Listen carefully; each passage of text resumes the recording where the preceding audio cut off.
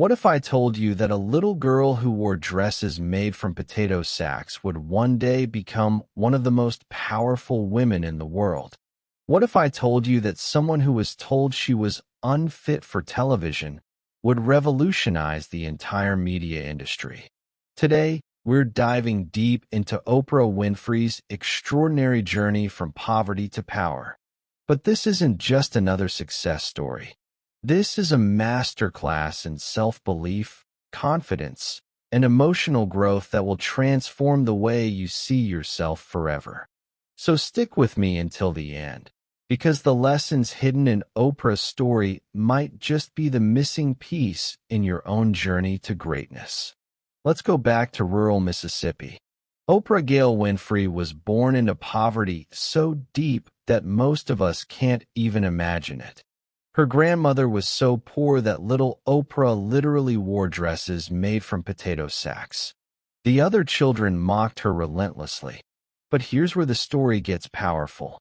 While other kids were breaking down from the bullying, something different was happening inside young Oprah. Her grandmother taught her to read at age 3.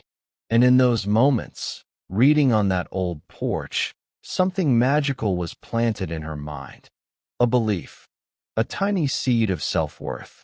Oprah's childhood wasn't just about poverty. She faced abuse, neglect, and pain that would have destroyed most people. At 14, she gave birth to a premature baby who died shortly after. Can you imagine carrying that trauma?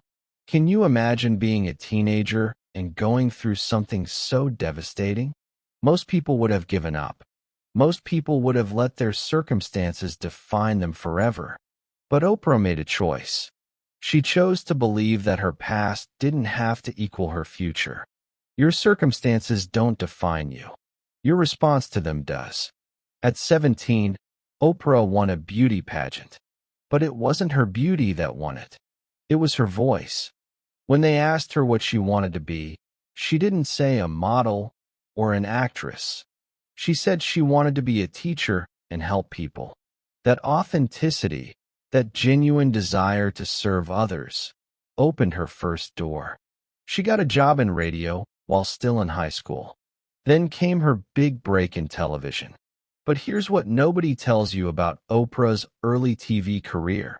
She failed. Badly. In Baltimore, she was demoted from her evening news anchor position. Why? The producers said she was too emotional. She got too invested in the stories. She cried on air. They told her she was unfit for television news. Imagine that moment. You're working your dream job, and suddenly you're told you're not good enough. You're too emotional. You're unfit. This is where most people quit. This is where most people start believing the negative voices. But Oprah did something revolutionary. She asked herself, what if my emotions aren't a weakness? What if they're my superpower? What others see as your weakness might actually be your greatest strength. You just need to find the right place to use it.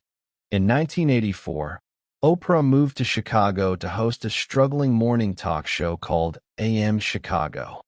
The show was in last place in the ratings. Nobody thought it would survive. But Oprah brought something different to television. She brought her authentic self. She shared her own struggles with weight, with abuse, with self-doubt. She cried with her guests. She laughed with them. She made mistakes on camera and admitted them. And something incredible happened. Within months, AM Chicago became the #1 talk show in Chicago, beating even the legendary Phil Donahue. Why? Because people connected with her vulnerability. They saw themselves in her struggles. The show was renamed The Oprah Winfrey Show, and it ran for 25 years, becoming the highest-rated talk show in American television history. But let's be clear about something crucial. Oprah's success wasn't about perfection. It was about emotional honesty. She built an empire not by pretending to have it all together, but by showing her growth journey in real time. Your struggles don't disqualify you from success. They qualify you to help others. When you're brave enough to be vulnerable, You give others permission to do the same. Today, Oprah is a billionaire. She owns a media empire. She's influenced millions of lives. But here's what's truly remarkable. She never forgot where she came from. Oprah has given away over $400 million to educational causes. She opened a school for girls in South Africa. She's helped countless people discover their own power through her platform. But I want you to notice something powerful about her journey. At every stage, Oprah made decisions based on self-belief, not external validation. When critics said she was too heavy for TV, she refused to starve herself into their ideal. She talked openly about her weight struggles and made millions of women feel seen. When experts told her to stick to talk shows, she launched her own production company, becoming one of the first Black women to own a major media company. When everyone said traditional TV was the only way, she launched her own network, OWN, despite initial struggles and criticism. Every single time, she bet on herself. She trusted her inner voice more than the outer noise. True confidence isn't about knowing you'll succeed. It's about trusting yourself even when you might fail. Now, here's what most people get wrong about Oprah's story. They think she was born special. They think she had some magical gift that they don't have. But Oprah herself has said, I had to learn to love myself, that I had to learn to believe in my own worth, that it was a daily practice. A daily practice, not a one-time decision, not a magical moment, a daily, conscious choice to believe in herself even when the evidence suggested otherwise. She kept journals. She practiced gratitude.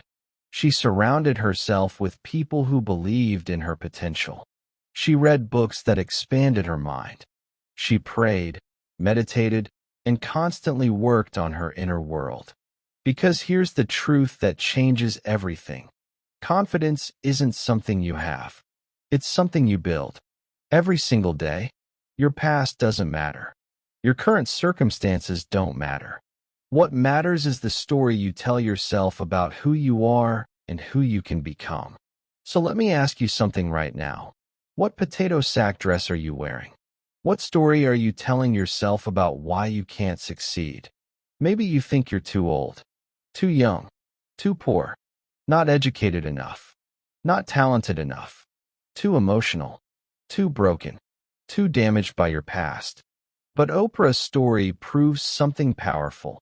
The only thing standing between you and your dreams is the story you keep telling yourself.